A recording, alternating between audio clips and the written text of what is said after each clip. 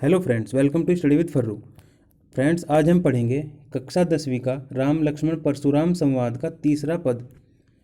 बिहसी लखनऊ बोले मृदु बानी, अहो मुनीसु महाभट्ट मानी। बिहसी का मतलब होता है हंसकर, मृदु का मतलब होता है कोमल या फिर मीठा, और महाभट्ट का अर्थ है महान योद्धा। यहाँ पर लक्ष्मण हंसते हुए कोमल शब्दों में परशुराम जी से कहते हैं कि हे मुनिवर, तो क्या आप स्वयं को महान योद्धा समझते हैं? पुनि पुनि मोहि देखाव कुठारू, चहत उड़ावन फूंकी पहारू।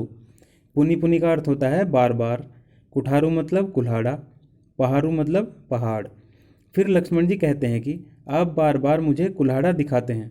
यहाँ पर लक्ष्मण ने परशुराम के फरसे को कुल्हाड़ा कहकर उनका और अधिक अपमान कर दिया है।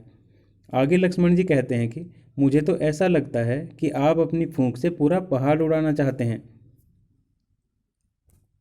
इहाँ कुम्हड़ बतिया कोऊ नाही, जे तर्जनी देखी मरी जाही।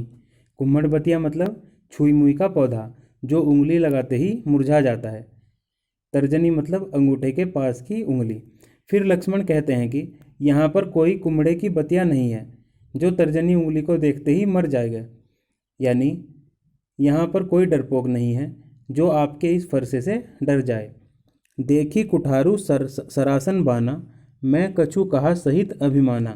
सरासन का अर्थ होता है धनुष, और अभिमाना मतलब गर्व या फिर अभिमान।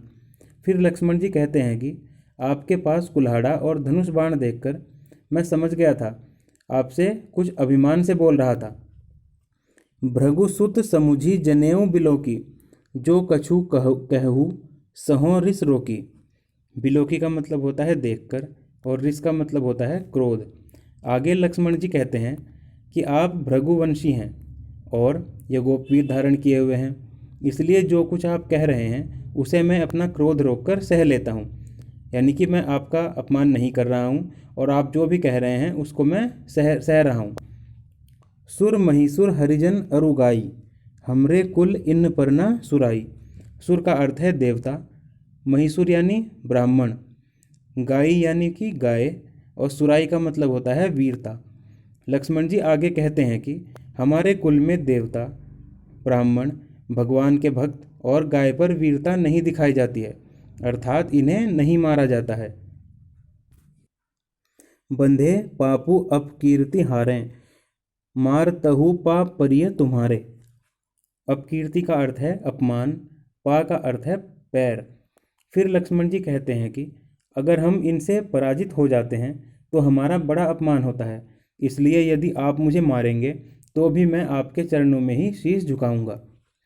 कोटि कुलिस सम बचनु तुम्हारा, व्यर्थ धरहु धनुबाण कुठारा। कुलिस का मतलब है बहुत ज़्यादा कठोर। फिर लक्ष्मण जी कहते हैं कि आपका एक एक वचन ही करोड़ों वज्रों की मार के समान है।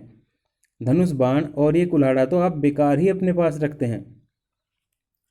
जो बिलोकी अनुचित कहेऊँ, छमहु महामुनि धीर, सुनी सरोस भृगु बंसमणि, बोले गिरा गंभीर।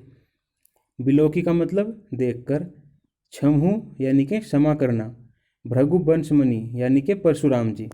फिर लक्ष्मण जी कहते हैं कि हे मुनि, यदि आपके धनुष बाण और कुल्हाड़े को देखकर मैंने आपसे कुछ अनुचित कह दिया हो तो उसे आप क्षमा कर दीजिए।